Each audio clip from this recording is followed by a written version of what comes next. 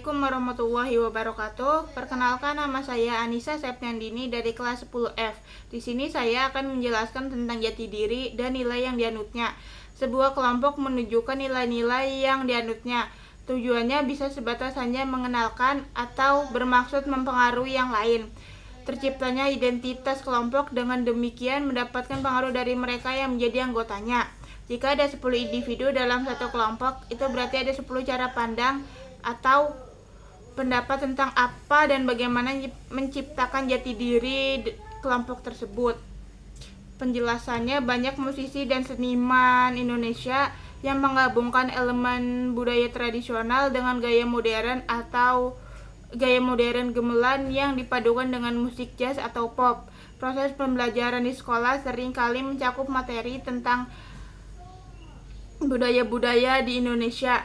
Di berbagai daerah di Indonesia, festival budaya yang melibatkan banyak etnis dan suku bangsa menjadi wadah untuk berbagai tradisi, makanan, musik, tarian, dan lain-lain. Dan selanjutnya ada 10, 100, 1000, dan seterusnya adalah representasi berkenalan dengan identitas lain di luar dirinya. Merupakan cara terbaik ketika kita hidup dengan mereka yang berbeda. Karenanya kita harus berjumpa, berkenalan, dan berinteraksi agar kebinekaan atau keragaman itu tak hanya sekedar ada dan diakui, tapi juga saling dikenali. Menghargai keragaman adalah salah satu bentuk ketaatan kita pada hukum alam. Dan penjelasannya ada mengenali keragaman Identitas berarti memahami bahwa yang unik dan berbeda. Hal ini meliputi pengakuan terhadap perbedaan seperti agama, etnis, kebiasaan, bahasa, atau status sosial. Dan selanjutnya saya akan menjelaskan tentang kolaborasi antar budaya di Indonesia. Tak hanya itu, Indonesia memfasilitasi segala macam ragam kebudayaan yang berkolaborasi dari Sabang sampai Merauke. Tak hanya menghormati kebudayaan yang ada baik dalam sebuah negara atau kebudayaan antar negara. Sebaiknya membangun sebuah kerja nyata yang menunjukkan bagaimana perbedaan itu bisa mendorong harmonisasi. Karena bersifat kolaborasi, maka identitas yang turut di dalamnya tidak kehilangan jati diri.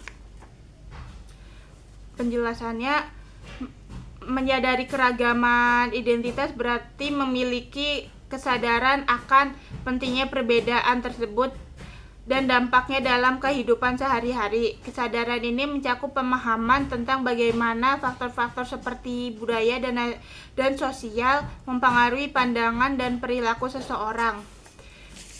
Dan selanjutnya ada tentang belajar dari kekayaan tradisi di negara Indonesia. Semua kebudayaan memiliki posisi yang sama.